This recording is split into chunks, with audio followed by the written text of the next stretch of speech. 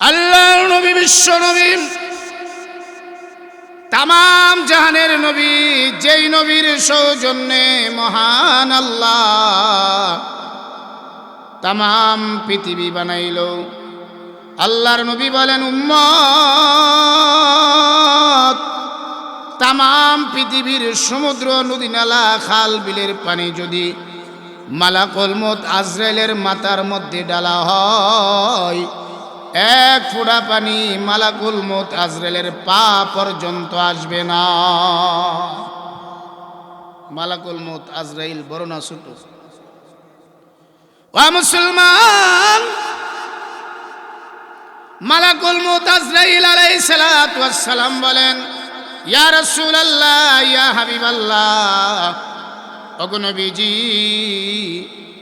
মানুষটা দুনিয়া থেকে বিদায় হওয়ার 40 দিন আগে ওই লোকের ঠিকানা আমার সামনে চলে আসে কিভাবে? ইমাম ফখরুদ্দিন রাজি রহমাতুল্লাহি আলাইহি উনি ওনার কিতাবে লেখেন, মালাকুল মউত আজরাইলের সামনে একটা গাছ আছে, সেই গাছটার নাম হলো শাজারাতুল ইয়াকিন। দুনিয়ার যত মানুষ চলে গেছে, যারা আমরা আসি, যারা অদূর ভবিষ্যতে আসবে, সকলের নাম ঠিকানা প্রত্যেকটা পাতায় পাতায় আছে। মানুষটা এন্তেকালের 40 দিন আগেই মালাকুল মউত আজরাইলের সামনে পাতাটা পড়ে যায়। এ আমার নবীনগরের বাইরা গভীর মনোযোগ। ওই ঠিকানাওয়ালা লোকটা কি নেককার না দুনিয়ার নাফরমান? এটা মালাকুল মউত আজরাইল চিনার জন্য আল্লাহর পক্ষ থেকে 2টা নিদর্শন আসে। জোরে কোন কয়টা?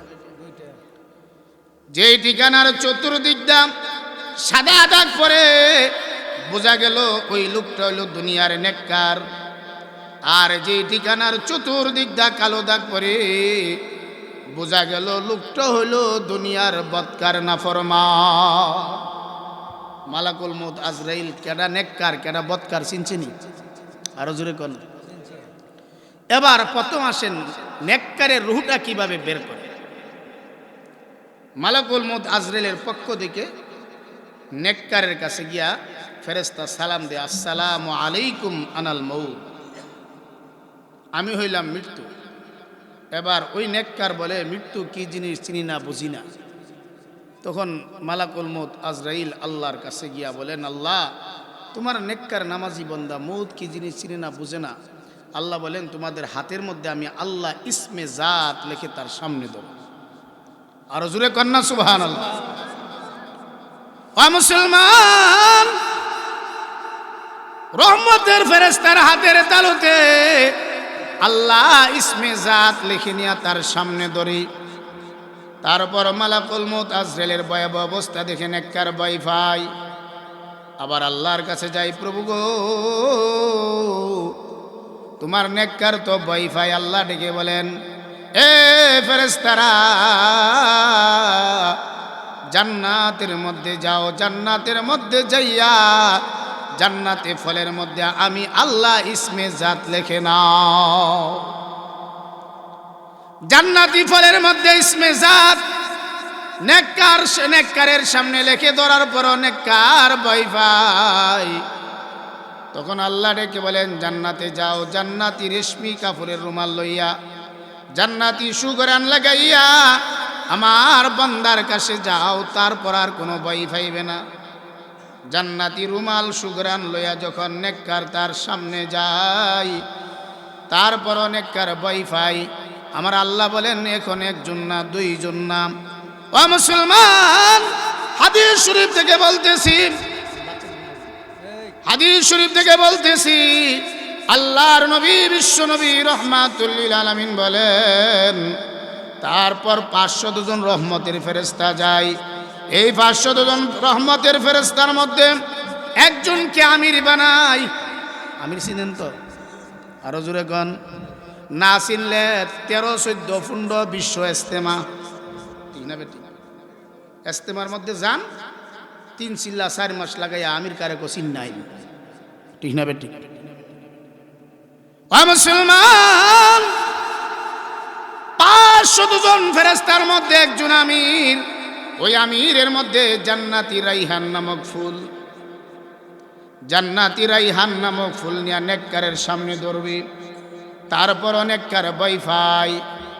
আল্লাহ তখন ডেকে বলেন, না না, 500 জন ফেরেশতা নয়, অগণিত ফেরেশতা যাইয়া আমার নেককারকে সান্ত্বনা দাও। আল্লাহ কোরআনের মধ্যে সেই কথাটা বলে, তাতানাজ্জালু আলাইহিমুল মালাইকা।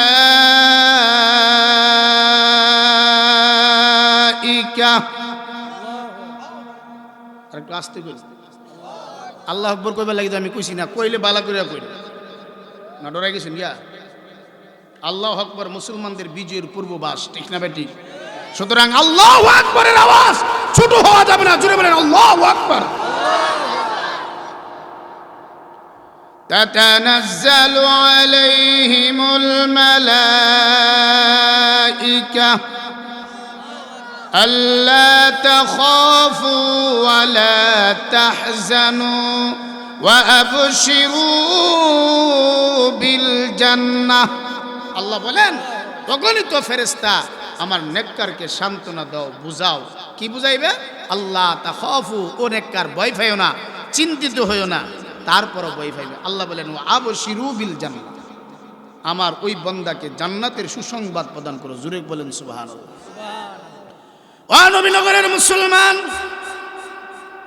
জান্নাতের সুসংবাদ কিভাবে দেখাইবে? আল্লাহর নবী বলেন, নেককারের সামনে যাইয়া মালাকুল মউত জান্নাতের বাড়িঘর দেখাইবে, যার একটা ইট হবে রূপার, আরেকটা ইট হবে স্বর্ণর।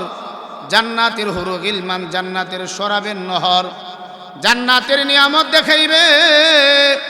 জান্নাতের নিয়ামত দেখার পরে নেককারের রূহটা দেহ থেকে কিভাবে পাগল পারা হয়ে যায় বের হওয়ার জন্য আল্লাহর নবী দৃষ্টান্ত দিয়ে বলেন, ও উম্মত, জঙ্গল থেকে একটা পাখি ধরে আনলা, আর পাখিটাকে পিঞ্জিরার ভিতরে ঢুকাইলা। ওই পাখিটা যেমন ভাবে ছটফট করে পিঞ্জিরা থেকে বের হইয়া তার স্বাধীন জীবনে যাওয়ার জন্য, এমনভাবে নেককার জান্নাতের নিয়ামত দেখার পরে দেহ থেকে বের হওয়ার জন্য পাগল পারা হয়ে যায়। নেককার হইলেন কতগুলা পুরস্কার। 1 নম্বর হাতের মধ্যে আল্লাহ নাম, 2 নম্বর ফলের মধ্যে আল্লাহ নাম, 3 নম্বর জান্নাতি রেশমি কাপড়ের রুমালের সংবর্ধনা, 4 নম্বর জান্নাতের রাইহান নামক ফুলের সংবর্ধনা, 5 নম্বর জান্নাতের অগণিত ফেরেশতারা বুঝাইবে, 6 নম্বর জান্নাতের হুবহুব নিয়ামত আপনার সামনে ধরে তুলবে। 6টা মরার সময় নিয়ামত পাওয়ার পরও আল্লাহর নবী বলেন, ও নেককার নামাজি, তোমার মরণের সময় বড় 2টা বড় বিপদ আছে। কয়টা বিপদ? আরো জোরে কোন? 1 নম্বর বিপদ হইল, আল্লাহ রসুল যে আয়াতের পরে যে হাদিস আমি পাঠ করেছি, নবীজি বলেন, ইন্না শাইতানা কারুবা মা ইয়াকুনু ইনদা যালিকাল মিসর। নিশ্চয় শয়তান নেককারের মরণের সময় তার আপনজনের সুরত ধারণ কইরা ঈমান নষ্ট করার জন্য ষড়যন্ত্র করবে। কেমন ভাবে সুরত ধারণ করবে? মুহাদ্দিসিনে কেরামগণ হাদিসের ব্যাখ্যাতে লেখেন, তার বাবার সুরত ধারণ করবে, তার মার সুরত ধারণ করবে, তার স্ত্রীর সুরত ধারণ করে কইবে, আমি তোমার স্ত্রী, তুমি কালিমা পড়ো না। নাউজুবিল্লাহ। ও মুসলমান, আল্লাহর নবী বলেন, মান কানা আখিরু কালামিহি লা ইলাহা ইল্লাল্লাহ দাখালাল জান্নাহ। আল্লাহর নবী বলেন, যার জীবনের শেষ বাক্য হবে লা ইলাহা ইল্লাল্লাহ, সে জান্নাতি। সুবহানাল্লাহ কোন? ওই সময় শয়তান ধোঁকা দিবে কিসের জন্য? ঈমান নষ্ট করার জন্য। এই জন্য রসুল বলেন, নেককার হওয়ার পরে এতগুলা পুরস্কার। 2টা বিপদের, প্রথম বিপদ হলো শয়তানের ধোঁকা, 2 নম্বর বিপদের নাম হলো সক্রাতের শাস্তি, মৃত্যুর কষ্ট। মৃত্যুর কষ্ট হয়নি? আরো জোরে কোন? আল্লাহ নবীর গায়ে বর্তমান তরুণ 4000 যুবকের শক্তি আল্লাহ একা নবী মুহাম্মদুর রাসূলুল্লাহকে দান করছেন। আর একটু আস্তে কোন বিটেন হইনা লাগবে। এই ছেলে শুনি করে একটা জিকির করেন, লা ইলাহা ইল্লাল্লাহ, জোরে জোরে। আর জোরে লা ইলাহা ইল্লাল্লাহ লা ইলাহা ইল্লাল্লাহ মুহাম্মাদুর রাসূলুল্লাহ সাল্লাল্লাহু আলাইহি ওয়াসাল্লাম। তুরন্ত ৪,৫০০ যুবকের শক্তি আল্লাহ নবী মুহাম্মদ রাসূলুল্লাহকে দান করছেন। নবীজির সকরাত যখন আরম্ভ হবে, আল্লাহ অফার দিলেন, হে আজরাইল, আমার বন্ধুকে গিয়া বলো যদি থাকতে চাই সময় লম্বা করে দেওয়া হবে।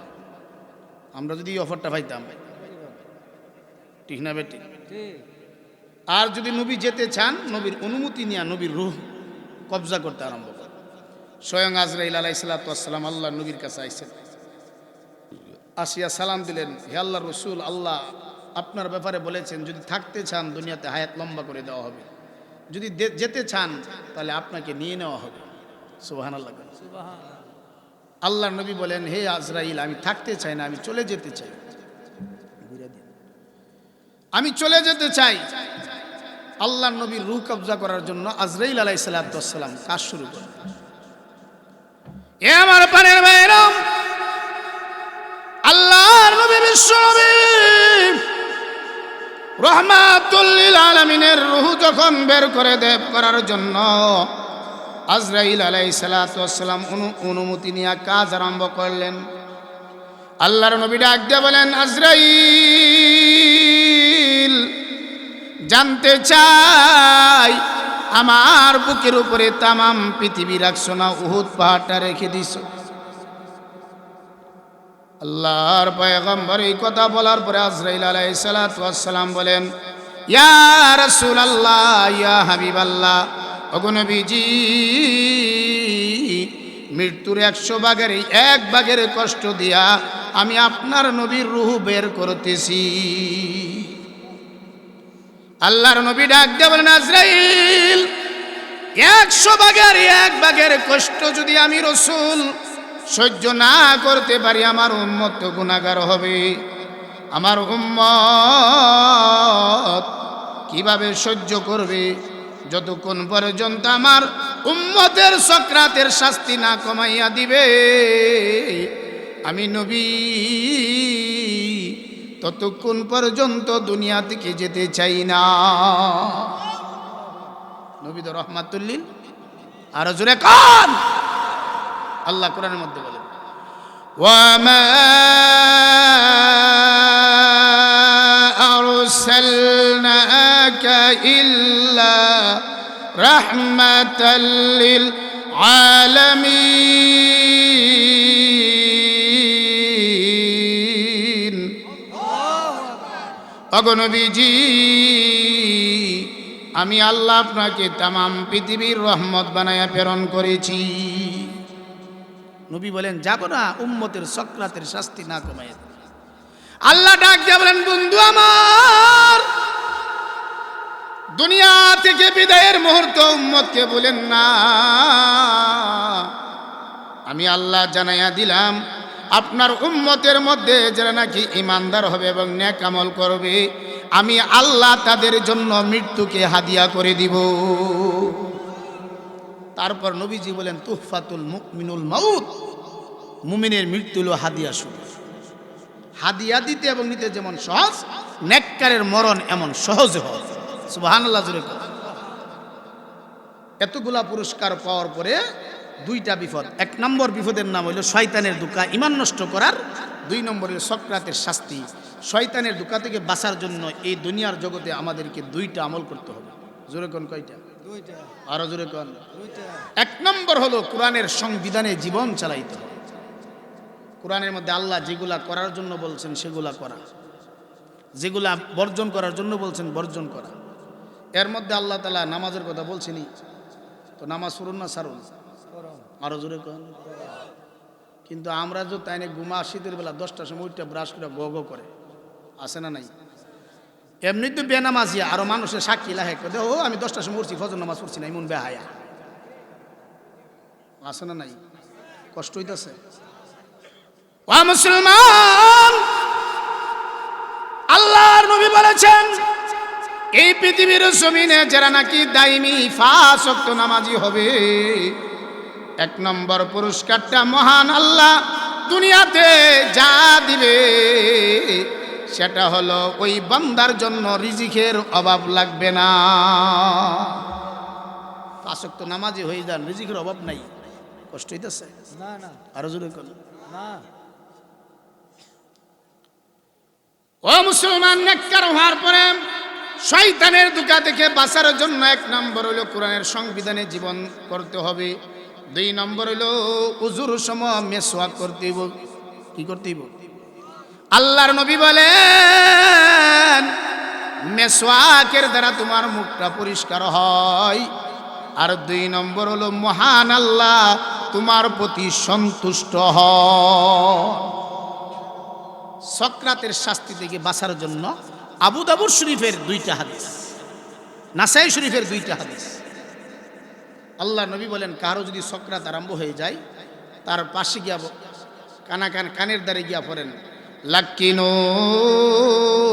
মাউতাকুম লা ইলাহা ইল্লাল্লাহ। আল্লাহর নবী বলেন তোমার বাবার সক্রাত আরম্ভ হয়ে গেছে, তোমার মার সক্রাত আরম্ভ হয়ে গেছে, তোমার ভাইয়ের সক্রাত আরম্ভ হয়ে গেছে, তুমি তার কানের পাশে বসে বসে লা ইলাহা ইল্লাল্লাহ, লা ইলাহা ইল্লাল্লাহ, লা ইলাহা ইল্লাল্লাহ, এইভাবে যদি তুমি লা ইলাহা ইল্লাল্লাহ মুহাম্মাদুর রাসূলুল্লাহ সাল্লাল্লাহু আলাইহি সাল্লাম পড়ো, আর তার জীবনের শেষ বাক্যটা যদি লা ইলাহা ইল্লাল্লাহ হয়ে যায়, আল্লাহ রাব্বুল আলামিন তাকে জান্নাতের অধিবাসী করে দিবে। সক্রাতের শাস্তি থেকে বাঁচার প্রথম আমল কি? সক্রাতগ্রস্ত ব্যক্তির পাশে বসে লা ইলাহা ইল্লাল্লাহর তালকিন। আর 2 নম্বর নবী যে নাসাই শরীফের হাদিসে আল্লাহর নবী বলেন ইকরাউ সূরাত ইয়াসিন আলা মাউতাকুম। আল্লাহর নবী বলেন কারো যদি সক্রাত আরম্ভ হয়ে যায় কুরআন খোলো আর সূরা ইয়াসিনের তেলাওয়াত করো।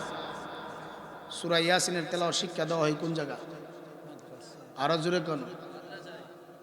আল্লাহ কুরআন খুলবেন আর পড়বেন ইয়াসিন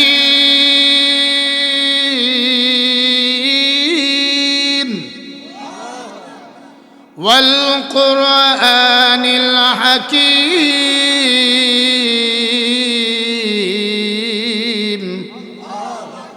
ইন্নাকা লামিনাল মুরসালিন।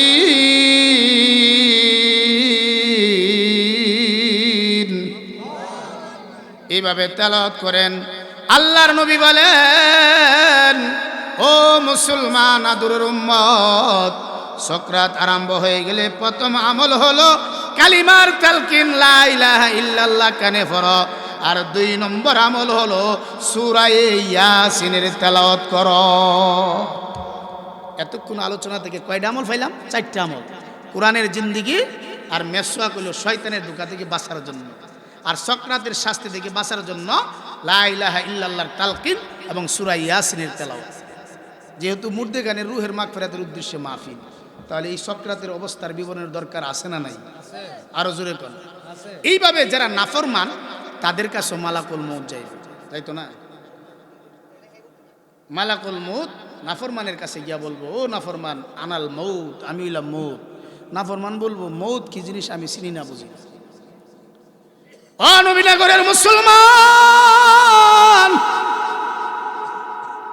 কেমন করে মালাকুল মউত আজরাইল ডাক দিয়ে বলবেন নাফরমান তুই আমাকে চিনোস না, আমি আমার পরিচয় দেই।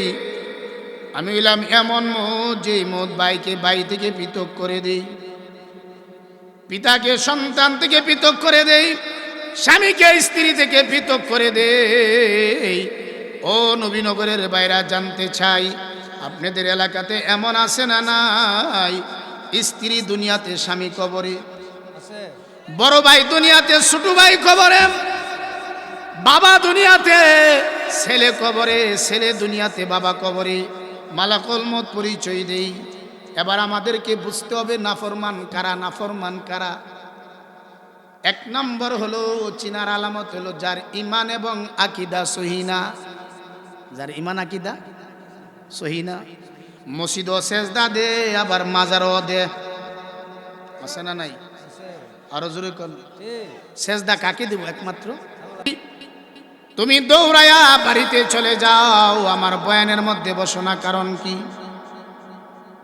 আর আমি ডাক দিলাম, তুমি সঙ্গে সঙ্গে আসলা না, একটু পরে আসলা, এর কারণ কি জানতে চাই। এমনি করে নবীর সাহাবী আবু সালাবা খুজামি ডাক দিয়া বলেন, ইয়া রাসূলুল্লাহ, ইয়া হাবিবাল্লাহ, ওগো নবীজি, আমি এমন গরীব, আমি এমন দুর্বল, আমি যে কাপড়টা দিয়া ফজরের নামাজ পড়ি, আমি দৌড়াইয়া যাই, আমার স্ত্রীকে উলঙ্গ করে গর্তের ভিতরে বসায় আসি। ইয়া রাসূলুল্লাহ, ইয়া হাবিবাল্লাহ, ওগো নবীজি, আমি দৌড়াইয়া যাই, আমার কাপড়টা খুলে আমার স্ত্রীকে দিই, তারপর ওই কাপড়টা দিয়ে আমার স্ত্রী নামাজ পড়ে, আর আমি গর্তের ভিতরে বসে থাকি। এই জন্য গো নবী, ফজরের পরে আপনার বয়ানে বসতে পারি না, কারণ সূর্য ওঠার আশঙ্কা থাকে, ফজরের সময় চলে যেতে পারে।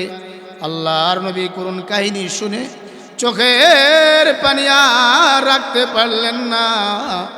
আল্লাহর নবী ডাক দিয়ে বলেন, সাহাবীরা রে, আবু সালাবার জন্য তোমরা যার কাছে যা আছে তা দাও।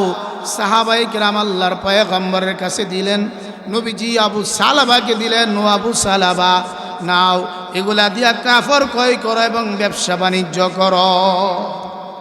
নামাজ ছাড়ছে। আরেক সাহাবী বাড়িতে আসছেন, পেটের খিদা, যন্ত্রণা, ডাক দিয়ে বলেন, বিবি, ঘরের মধ্যে কোনো খাবার আসেনি, দাও। সাহাবীর বিবি বলেন, স্বামী আমার, না না, ঘরের মধ্যে তো কোনো খাবার নেই। আল্লাহর নবীর সাহাবী বলেন, বিবি রে, ঘরের মধ্যে যেহেতু খাবার নাই, ওযু করো, নামাজে দাঁড়াই। সুবহানাল্লাহ, জোরে কোন, আরো জোরে কোন। নামাজের মধ্যে দাঁড়ায় গেলেন সাহাবী এবং সাহাবীর স্ত্রী, নামাজের মধ্যে দাঁড়াইয়া দোয়া করেন। নামাজ শেষ, ঘরের মধ্যে কোনো কিছু নাই। ডাক দিয়া বলেন, বিবি, আমার নবী তো বলেছেন রিজিকের ব্যবস্থা করে দেন। না না, ও নবীনগরের বাইরা, গভীর মনোযোগ। নামাজ দ্বিতীয়বার আবার দাঁড়াইয়া গেলেন, 2 রাকাত নামাজ পড়লেন, না, কোনো ব্যবস্থা হয় না। আবারও উজু করলেন, আবারও নামাজে দাঁড়াইলেন। নামাজ শেষ করে দোয়া করলেন। কয়বার হলেন? জোরে কোন, আরো জোরে কোন। 3 বার যখন নামাজ পড়ে ঘরের মধ্যে গেলেন, গিয়া দেখেন ওই যে চাকা ঘোড়ার ভিতর দিয়া আল্লাহ রব্বুল আলামিন কুদরতি ময়দা জারি করে দিলেন। সাহাবীর স্ত্রী এই আটা ময়দা যেটাই বুঝেন, সব পাতিল বললেন। হঠাৎ করে এটা করতে আয় দীক্ষা লই, যেই মাত্র দেখতে গেছে দেখে বন্ধ হয়েছে। এটা হাদিস শরীফ থেকে বলছি। সুবহানাল্লাহ। আল্লাহর নবীর কাছে গিয়া বললেন, ইয়া রাসূলুল্লাহ, ইয়া হাবিবাল্লাহ, ওগো নবীজি, আমার স্ত্রীকে নিয়ে আমরা নামাজ পড়লাম, 1 বার নয়, 2 বার নয়, 3 বার। ওগো নবীজি, ঘরের চাকা দিয়া দেখি আল্লাহ কুদরতি আটা উঠাইতেছেন, আমার স্ত্রী দেখছেন এখন বন্ধ হয়ে গেছেন। আল্লাহর নবী বলেন, সাহাবীরে, সর্বনাশ করে ফেলেছ, সর্বনাশ করে ফেলেছ। তোমার স্ত্রী যদি ওই চাকা না দেখতো আর হাত না দিত, কিয়ামত পর্যন্ত ওই চাকা দিয়ে আল্লাহ কুদরতি আটা জারি করে দিত। সুবহানাল্লাহ, জোরে কোন। রিজিকের ব্যবস্থা করেনি। ও মুসলমান নাফরমান তারা, যারা আল্লাহর ইবাদত বন্দেগীতে পাবন্দি না। 3 নম্বর হলো যাদের লেনদেন ভালো না। লেনদেন বুঝেন তো? হ্যাঁ, দুহান বাই খায় আর দুহানের কাছে দেওয়া যায় না। আল্লাহ নবী বলেন, সাহাবীরা শুনো, এই জমিনের সবচেয়ে বড় গরীব কারা জাননি? সাহাবায়ে কেরাম বলেন, কালু আল্লাহু ওয়া রাসূলুহু আলাম। আল্লাহ এবং আল্লাহর রাসূলই ভালো জানে। আল্লাহর নবী বলেন, এ সাহাবায়ে কেরাম, এই জমিনের সবচেয়ে বড় গরিব হলো যারা নাকি পাওনাদারের পাওনা না দিয়া কবরে যায়। পাওনাদারের পাওনা না দিয়া কবরে যায়, এটা তো দুহানবাহী। হাওলার টাকা তো ফরের কথা, আপনি নিজের কথা বলি। আমাদের দেশে অনেক হাজি সাহেবরাও আছে, অনেক মুরব্বীরাও আছে, বিশাল সম্পদের অধিকারী। সবগুলা ক্ষেত মরার আগে ছেলেরা দিকে লিখে দেওয়া যাবে, আর মেয়েরা রে দেনা, ঠিক না বেটি?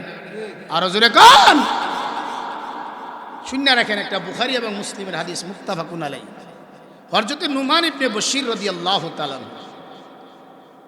নুমান ইবনে বশির রাদিয়াল্লাহু তাআলা বলেন, নুমান বলেন, আমার আব্বা বশির আমাকে ওনার সম্পদের এক অংশ থেকে কিছু জমিন আমার নামে লিখে দিয়েছে, মাসাল তো মাসাল। তখন আমার আম্মা বলেন যে না, আপনি যে আপনার এক ছেলেকে জমিন দিলেন, যতক্ষণ পর্যন্ত এই ব্যাপারে রসুল কোনো ফাইসালা না দিবে ততক্ষণ পর্যন্ত আমি এত সন্তুষ্ট না, রাজি না। হযরত বশির রাদিয়াল্লাহু তাআলা নুমানকে না নবীজির দরবারে গেছেন, ইয়া রাসূলুল্লাহ, আমি আমার সন্তানকে স্বেচ্ছায় আমার সম্পদ থেকে কিছু অংশ আমার বড় ছেলে হিসাবে আমি দিয়া দিছি।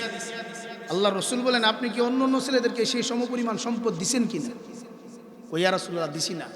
নবীজি বলেন, আল্লাহকে ভয় করেন, আপনি যদি দিতে চান সমান করে দেন, আর যদি এইভাবে দেন এমন জুলুমের সাক্ষী আমি রসুল হব না। সুবহানাল্লাহ, জোরে কোন।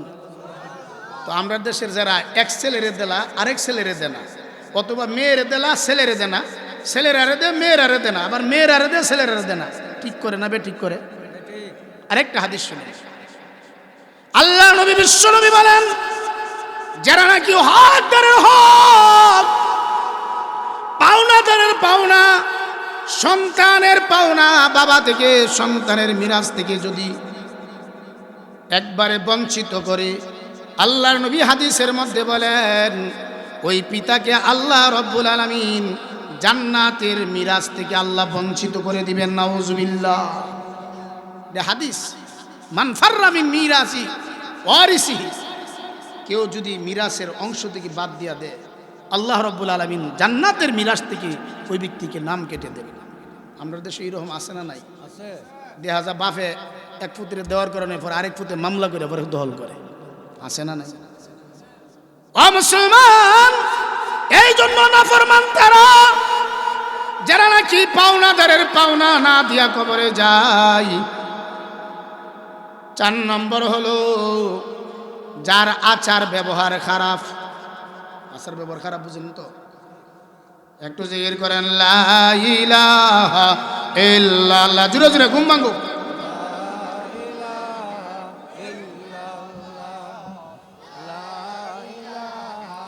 ইল্লাল্লাহ, লা ইলাহা ইল্লাল্লাহ, লা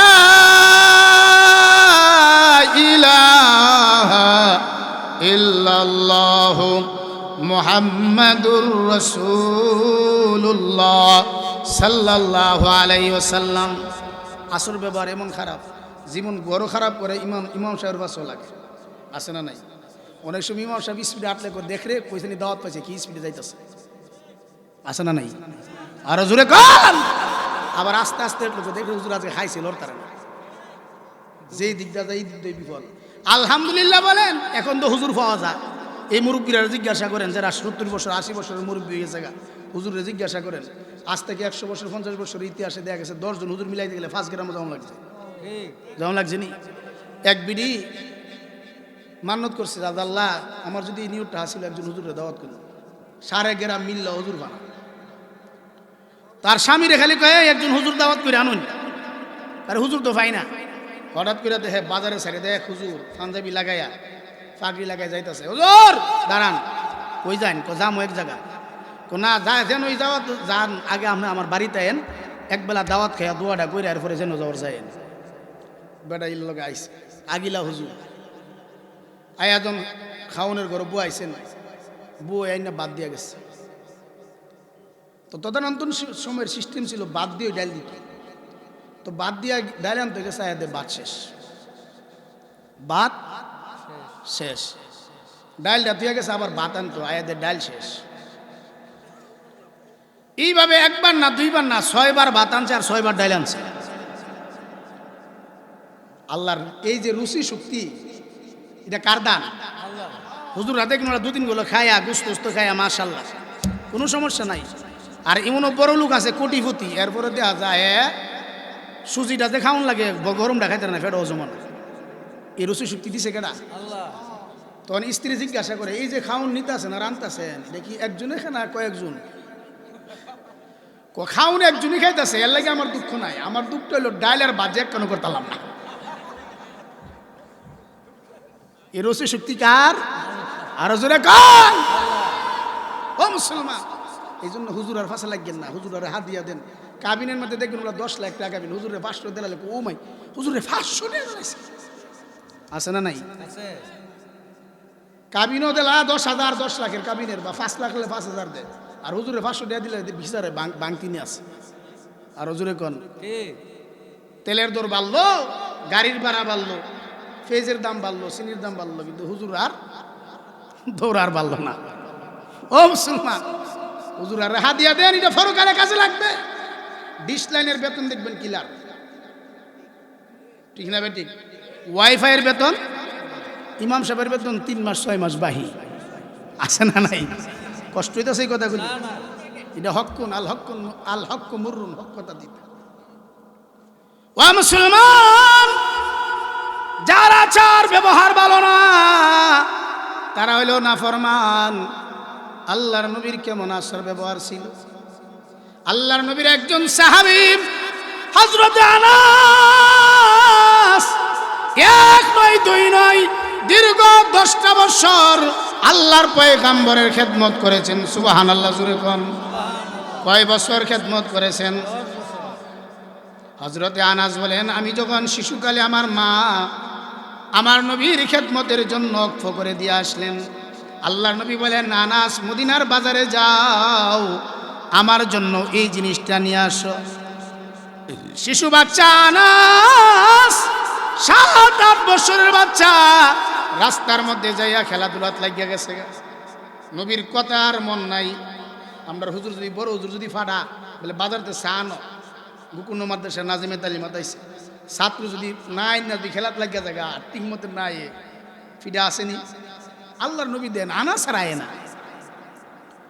ও মুসলমান, আল্লাহর নবী বিশ্ব নবী রাহমাতুল লিল আলামিন, যে নবীর সৌজন্যে মহান আল্লাহ তাম পৃথিবী বানাইলো, আল্লাহর নবী আনাসের জন্য অপেক্ষা করে নিজে বের হয়ে গেলেন। আল্লাহর নবী বলেন, নিজে বের হয়ে দেখেন আনাস খেলাধুলা করে। আল্লাহর নবী আনাসের পাছন দিকটা জড়ায়া ধরে চুমা দিয়া বলেন, উনাইস। আল্লাহর পয়গম্বর আনাসকে তাসকির বলে মোহাব্বত করে উনাইসও ডাকতেন। চুমা দিয়া বলেন, আনাস আমি যেই কথাটা বলেছিলাম তুমি কি ভুলে গেছো? সুবহানাল্লাহ কোন। আমরা লিগা থাপ্পড় লাগাইলাম বলে, কিরে আমি যে একটা কথা বললাম তুই যেন খেলস, ঠিক না বেটি? নবীর আদর্শ কেমন ছিল, আচার ব্যবহার কেমন ছিল? ও মুসলমান, যার আচার ব্যবহার ভালো না তারা নাফরমান। 5 নম্বর হলো যার চরিত্র ভালো না। চরিত্র, আল্লাহর পয়গম্বর বলেন সবচেয়ে বড় চরিত্রবান ওই ব্যক্তি যার স্ত্রী বলে আমার স্বামী বালা। ঘরের তাইনে বলতে পারবো আপনি বালা নাম খারাপ, ফিসাব না মুমিন, ঠিক না ঠিক? আরো জোরে কর।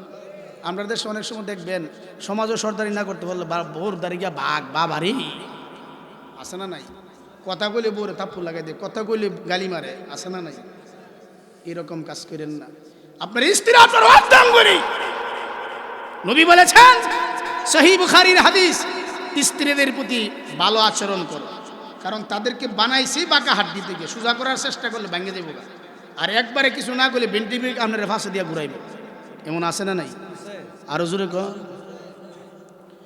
এক জায়গার মধ্যে জামাই বউ ঝগড়া লাগার পরে জামাই ছিল খুব খাটো, বউ লম্বা, এইরকমই আমরা দেশে এমন এক অবস্থা হয়েছে, জামাই দেখতে গেলে দেখ জামাইটা লম্বা নেই, আর আমরা সব এমন খারাপ, বেশি লম্বা হলে ও লম্ব আছে না নাই? আরো জোরে কন। আবার টাওয়ার কয় কি না, আর একটু খাটো হইলে বাচ্চা কবিরা গুণা হইব, কবিরা গুণা। বাইকটা লম্বা কে করছে? আরো জোরে কোন আল্লাহ রাব্বুল আলামিন করছে। তো বউ খুব লম্বা, ঝগড়াজন লাগছে, জামাই বালা করে খেচ্ছে। খেসার পরে এই মহিলাও জামাই লগে কথা কোনা, জামাইও বউ লগে কথা কোনা। হাদিসের মধ্যে আছে, গুসা কইরা রাগ কইরা যদি একজন অপরজনের সঙ্গে 3 দিন কথা না বললে মারা যায়, সে জাহান্নামে। নাউজুবিল্লাহ জোরে কোন। মাছটা ছিল কার্তিক মাস, মাছেরও খুব মায়ের। স্ত্রী কই এমন দিন ঝগড়া লাগলাম, মানুষ মাছ ধরতেছে, শুটকে দিতেছে, পানি গেলে কেউ মাছ ধরার মাইল লাগেনি। তখন কয় এমন ধর যদি 7খানি জায়গা তো মাছের মায়ের শেষ হয়ে একটু আফস করে লাগে। তো ডাইরেক্ট তো কইতার না, ফিটা খাইছে তো। আর মহিলারা যেত জামার মায়ের খা তাদের মুখের কারণে, মুখ বড় লম্বা, এটা ইঞ্চি আর গজের মাফে না। কারণ সিনজির ফাঁসে 3জন যদি বইতে পারে, সামনে যা বইয়ে দেখি না, বিবিসির খবর আছে না নাই।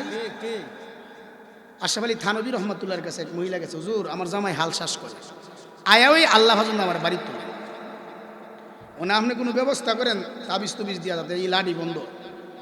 আশরাফ আলী থানভী রহমাতুল্লাহ বলছেন, যাও আগামীকাল তুমি 1 বোতল পানি লইবা। পানির মধ্যে ফু দিছে, ফু দিয়া কইছে, যখন দেখবা তোমার স্বামী আইতাছে বাড়ির দিকে, তুমি মুখের ভিতরে পানি ঢুকাইবা, আধা ঘন্টার ভিতরে পানি মুখ থেকে না পড়ে। তো বেটা ঠিক মতো নাস্তা পাইছে না, আগে তো আডার জোড়া ছিল নাস্তা সকালবেলা, বন্ধ দুনিরা আডা খা গরিবরা খানা, ঠিক না বে ঠিক। ডায়াবেটিস হয়েছে, বেহাটে হয়ে গেছে, এখন আডা খায়া কন্ট্রোল রাখে, আছে না নাই।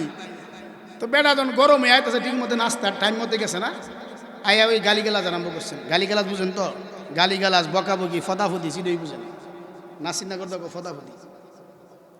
তো গালিগালাজ জন করতেছে, মুখের মধ্যে তো পানি উত্তর আর দেয় না। 1 দিন 2 দিন 3 দিনের মতো কি তারে আগে দিয়ে একটা গেলে 3টা গালি দিছে, অন্দিলা করে না। ঘরের ভিতরে গিয়া দেখে গাল ফুলাই বলেছে, বেগম কি খবর, তুমি যে লাড়ি দেবাই নাও এর লাগে হুজুরতে পানি ফোরা আনছে।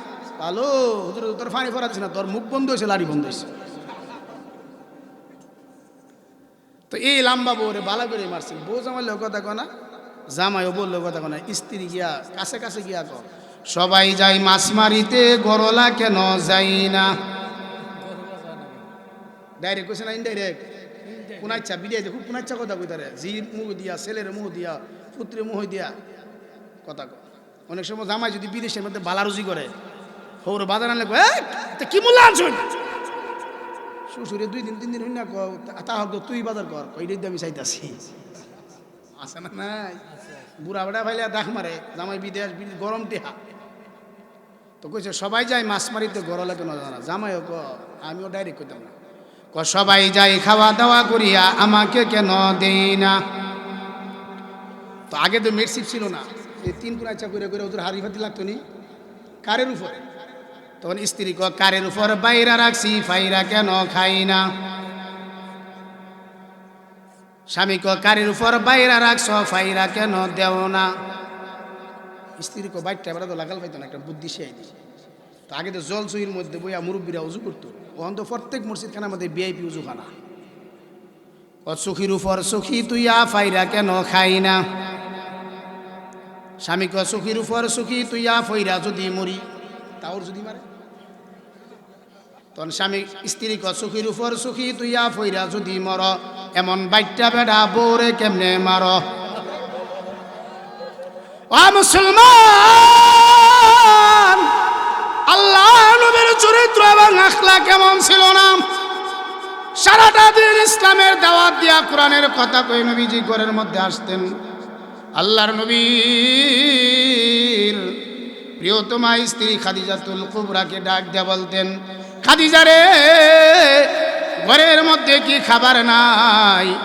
খাদিজাতুল কুবরা বলেন, ইয়া রাসূলুল্লাহ, ইয়া হাবিবাল্লাহ, ওগো নবীজি, আমি আডার খামিরা করেছি রুটি বানাইবার জন্য। আল্লাহর নবী নিজে হাতে খাদিজাতুল কুবরার কাজের মধ্যে সহযোগিতা করে তরকারি কেটে দিয়েছে। আপনার স্বামী স্ত্রীর সহায়ক, আপনার স্ত্রী আপনার গোলামবান্দি না, ঠিক না বেটি? আরো জোরে কর। হুজুর আমরা যে করবো, আমরা যদি তরকারি কাটতে দিই, মাছ কাটতে দিই, বা গুলালু কাটতে দিই, ফাঁসে করে ভাবি গো বাবা রে, এটা দিয়ে করে বোর মুড়ি দিয়েছে গা, আছে না নাই? আরেকটা কথা শোনা রাখেন, স্ত্রী যাওই ফাঁক করবো, স্ত্রী যাওই ফাঁক করবো, আলহামদুলিল্লাহ করবো। কি করবেন? আলহামদুলিল্লাহ। আপনি ফাঁক করে খাইয়ে দেন না, তবলিগ গিয়া আমি নিজে দেখছি লবণ হইলে হলুদও না, হলুদ হইলে লবণও না। আমি নিজেও ভাগ করে দেখছি, কয়েকদিন চেষ্টা করে ভাগ শিখছি, নিজে ভাগ করে দেখেন। তো এক বেড়া ওয়াজেতে হুন্নে গেছে, স্ত্রী যাওই খাওয়া আলহামদুলিল্লাহ বল। রাত্রে 12টার সময় গেছে, স্ত্রী তরকারি দিছে, দেওয়ার পরে খায়া আলহামদুলিল্লাহ। স্ত্রী অনেক কান্দছে, কান্দ করে আলহামদুলিল্লাহ কয়ে, তোমার তরকারিটা জি আজকে জি ভালো হয়েছে। 12 বছর তরকারি ফাঁক করলাম, কোনদিন কইলেন না আর এই ঘরের ভাবি আজকে একটু তরকারি দিয়ে গেছে। ও মুসলমান, জান না কই দিব নালে ফেস লাগাইবেন, ঠিক না বেটি? ও আমার ভাই ভাইরা, এই জন্য আচার ব্যবহার আপনাকে ভালো হতে হবে। আপনি যদি আচার ব্যবহার খারাপ করেন, আল্লাহর নবী বলেন সবচেয়ে বড় চরিত্র ভালো ওই ব্যক্তি যে ব্যক্তি বলে আমার স্বামী আমাকে নিয়ে প্রেম নিবেদন করে, অপর বিটির প্রতি লোভ করে না। ওখান কোন বেলা বিয়েতে বেড়াই তো আছে, প্রেম করার চেষ্টা করে, আছে না নাই? আরো জোরে কন নাউজুবিল্লাহ কইতেন না? আরো জোরে কন। ও যুবকেরা, এগুলা বাদ দিন, এগুলা বাদ দিন। এখন যুবকেরা সেলুনে গিয়া দেখে ফ্যাশন কয়টা আছে, মেসির সিস্টেম কোনটা, চুল টুল কাটে, কাটে কি না? না না, আপনি মুসলমানের সন্তান, আপনার চুল হতে হবে নবী মুহাম্মদুর রাসূলুল্লাহর আদর্শের চুল, ঠিক না? আরো জোরে কন। সংক্ষিপ্ত করতেছি, কষ্ট হইতেছে আপনারা? আরো জোরে কন, আর বেশি লম্বা না। ও ভাইরা, আমার ভাইরা, গভীর মনোযোগ। ও মহিলারা, ভালো করে শুনে রাখেন, আপনার স্বামী যদি আপনার সাথে খারাপ ব্যবহার করেন, আপনার স্বামীর জন্য দোয়া করেন, আল্লাহ রব্বুল আলামিন ওই জালেমকে তুমি হেদায়েত দাও, সুবহানাল্লাহ কোন। ইরাকের একজন সালমান, যার নাম ছিল সালমান, সে বড় মদখুর। আমরা দেশে এমন মদখুর, ইয়াবাখুর, ফেন্সিডিখুর আছে না নাই? আছে। বহু যুবকের জীবন নষ্ট ফেন্সিডি খায়া। আর জান না, আপনি যদি একটা ফেন্সিডিখুরের কাছে, মদখুরের কাছে, গাঞ্জাখুরের কাছে আপনার মেয়েরে বিয়া দেন, আপনার বোনরে বিয়া দেন, জান না একটা সেমি জাহান্নামে ফেলাইলেন। এই জন্য নবীনগরের মুসলমান ভাইদের কাছে দাবি থাকবো, কোন মদখুরের কাছে, গাঞ্জাখুরের কাছে, ফেন্সিডিখুরের কাছে আপনার বোন, আপনার মেয়েকে বিবাহ দিবেন না। জাতিগুলা বউ নাফা, জাতকে সুজা নাও। আরো জোরে কন। ফেন্সিডিখুররা কইব, রে এটা কইতে আইছি রে, আছে না নাই? ইরাকের সালমানের কাছে একজন দিনদার মানুষ তার মেয়েকে বিয়া দিল, তার নাম হইল ফাতেমা। এই সালমান মদ খাইয়া আইসে ওই ফাতেমারে নির্যাতন করে। ফাতেমার মা বাপ যখন জিজ্ঞাসা করে, ফাতেমারে তোর জীবনকাল কেমন চলে? তো মেয়েটা ছিল অত্যন্ত ধৈর্যশীল, বলতো, আব্বা আম্মা আমি আলহামদুলিল্লাহ ভালো আছি। কেন? যদি বলেন আমি অশান্তি, যে ব্যক্তির 3টা-4টা মেয়ে আছে, আর যদি আমার অশান্তি, তার ঘুমায় না রাত্রে, ঠিক না বেটি? আরো জোরে কন। এইভাবে ফাতেমা নির্যাতনের ভিতর দিয়ে একজন কন্যা সন্তানের মা হয়েছে। বাবা জিজ্ঞাসা করলে ভালোই। এইভাবে যাইতে যাইতে যাইতে ফাতেমা 15 বৎসরের ভিতরে 6 জন কন্যা সন্তানের মেয়ে হয়েছে। কয়জন? 6 জন। 15 বৎসরের ভিতরে নির্যাতনের ভিতর দিয়েও বাপ মারে বলে না, তারা যেন চিন্তা না করে। এমনও কিছু মা, এমনও কিছু বোন আছে যারা স্বামীর বাড়িতে অনেক কষ্ট করে, শাশুড়ি কষ্ট দেয়, স্বামী কষ্ট দেয়, কিন্তু ধৈর্য ধারণ করে বাপ মারে বলে না, কেন? তারা যেন টেনশন না করে। এবার ফাতেমা 7ম বারে গর্ভবতী হইলেন। কয় নম্বরে? 7 নম্বরে। ইরাকের সালমান আসিয়া বলেন, ফাতেমা তোমার কাছে 2টা অফার, যদি তোমার ছেলে সন্তান হয় তাহলে আমি তোমারে রাখবো, আর যদি তোমার মেয়ে সন্তান হয় তোমার 3 তালাক দিয়ে বিদায় করবো। নাউজুবিল্লাহ, জোরে কন, আরো জোরে কন। ফাতেমা বড় বিপদে পড়ছিনি। ফাতেমা যদি এখন মা বাপের আমার অশান্তি, মা বাপ কেবল 6 সন্তানের ভিতরে কোনো দিন কইসত না, আর ছেলে সন্তান না হলে তো জামাই বাদ দিয়ে দিবে। ইরাকের সালমান গভীর রাত্রে, শেষ রাত্রে মদ খাইয়া নিজের বিছনাত ঘুমাইছে। আর ফাতেমা প্রতিদিন কন্টিনিউ তাহাজ্জুদের সময়, নজুলের রহমতের সময় তাহাজ্জুদের নামাজ পড়া আজকে মনে মনে ধারণা করলেন, আল্লাহর কাছে 3টা দোয়া করবো। জোরে কোন কয়টা? 3টা। আরো জোরে কোন কয়টা? নবীনগরের বাইরে গভীর মনোযোগ। ফাতেমা তাহাজ্জুদের সময় তাহাজ্জুদের নামাজ শেষ করে আল্লাহর কাছে প্রথম দোয়া করেন, প্রভু হে, এক নম্বর আপনার কাছে আমার দোয়া হলো, আল্লাহ আমার স্বামী সালমান মথুর বড় খারাপ লোক, আল্লাহ তুমি তাকে হেদায়েত দিয়ে দাও। এ নবীনগরের মা বোনেরা, স্বামীর জন্য আপনি কি দোয়া করবেন? ইরাকের ফাতেমা শিক্ষা দিয়ে গেছেন, স্বামীর জন্য দোয়া করেন, আল্লাহ নাফরমান স্বামীকে তুমি হেদায়েত দাও। 2 নম্বর দাবি লোক, আল্লাহ তুমি আমাকে একে একে 6টা মেয়ে সন্তান দিয়েছ, আল্লাহ তোমার কাছে আমার শেষ দাবি হলো, আমার পেটে যে সন্তানটা দিছো আমাকে ছেলে সন্তান দাও। 3 নম্বর দোয়া করে, আল্লাহ তোমার কাছে যদি আমার স্বামীর হেদায়েত না থাকে, তোমার কাছে যদি আমার ছেলে সন্তান না থাকে, আল্লাহ আমার গর্ভের সন্তান হওয়ার আগে আগে তুমি আমারে মরণ দাও। নবীনগরের বাইরে আমার বাইরা গভীর মনোযোগ, মনে বড় ব্যথা নিয়ে আল্লাহর কাছে 3টা দোয়া করেছেন। জোরে কোন কয়টা? এই দোয়া করেন আর ফাতেমা তাহাজ্জুদের সময় চোখের পানি ছেড়ে আল্লাহর কাছে গুনগুন করে কান্দে। এমনি করে পাশে সালমান ঘুমাই, সালমান ডাক দিয়ে বলেন, ঘুম থেকে চিৎকার করে বলেন, আমাকে বাঁচাও, আমাকে বাঁচাও, আমাকে বাঁচাও। ফাতেমা বলেন, আমি দোয়া শেষ করে দৌড়ে যে আমার স্বামীকে জড়াইয়া ধরে বললাম, সালমান রে তোমার কি হয়েছে, কি হয়েছে বলো। সালমান ডাক দিয়ে বলেন, ফাতেমা রে আমি যখন শেষ রাত্রে ঘুমাইলাম, আমি স্বপ্নে দেখি আল্লাহ হাসরের ময়দান কায়েম করেছেন। জোরে বলেন, কি এর ময়দান? হাসরের ময়দান কায়েম করেছেন। আমার নেকের পাল্লা বদির পাল্লা ওজন করার পর আমাকে জাহান্নামে নিয়ে যান। জাহান্নামের দরজা কয়টা? জোরে কোন? 7টা। কয়টা? জাহান্নামের প্রথম গেটে নিয়ে গেলেন আমাকে জাহান্নামে নিক্ষেপ করার জন্য। জাহান্নামের প্রথম গেটের মধ্যে দেখি আমার বড় মেয়েটা ডাক দিয়ে বললেন, ফেরেশতারা রে আমার আব্বা সালমানকে জাহান্নামে নিক্ষেপ করিয়েন না, আমি বড় মেয়ে ওই জাহান্নামের দরজার মধ্যে দাঁড়াইয়া সুপারিশ করতেছি। জাহান্নামের প্রথম গেটে বড় মেয়ে বাধা দিলেন, জাহান্নামে দিতে দিলেন না। দ্বিতীয় গেটের মধ্যে দ্বিতীয় মেয়ে, তৃতীয় গেটের মধ্যে তৃতীয় মেয়ে, চতুর্থ গেটের মধ্যে চতুর্থ মেয়ে, পঞ্চম গেটের মধ্যে পঞ্চম মেয়ে, ষষ্ঠ গেটের মধ্যে ছোট মেয়েটা দাঁড়ায় রইলেন। ও ফেরেশতারা, উনি যদিও খারাপ লোক, আমাদের আব্বা, আমার খাতিরে জাহান্নামে ফেলেন না। 6টা গেট পাড়ি দিয়া যখন 7 নাম্বার গেটে গেলেন, ফাতেমা রে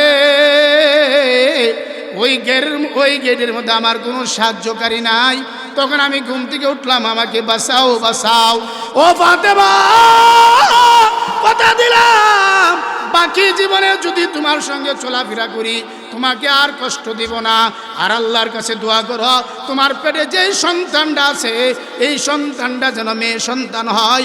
আর 7টা মেয়ের কারণে যেন আমার আল্লাহ 7টা জাহান্নাম থেকে আমাকে মুক্তি দে।